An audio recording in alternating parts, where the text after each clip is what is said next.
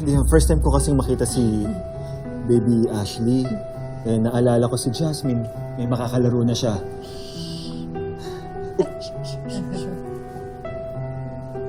Just can't imagine it.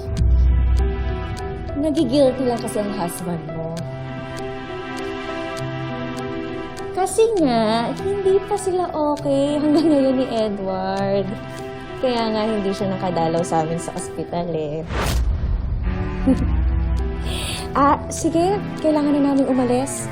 Napadaan lang talaga kami ni Baby Ashley. Gusto ko kasi sana siyang ipakita kay Mama Regina. Kaya lang, wala eh. Pero at least, na-meet na ng Tito Paolo na. Finally. Sige. Sige, ingat kayo, Thea. Bye. Bye, baby.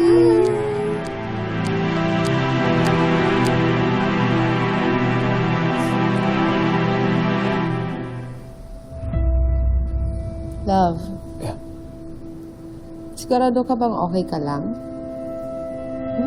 Oh. Baka vulnerable lang, love. Or pagod. Kasi syempre, busy tayo kay Jasmine, di ba? Oo nga pala, nag-text nga pala si Dad. He's inviting us to dinner this Friday. Family business meeting daw. Ito lang sa bahay. Aware na ba ang daddy mo na maglalay low ka muna sa business para sa amin ni Jasmine? Baka nasabi na sa kanya ng HR. Tsaka, I'm still working from home naman. So, hindi mo pa pala kinausap ng daddy mong personal? Plano kong sabihin kay Dad sa dinner natin.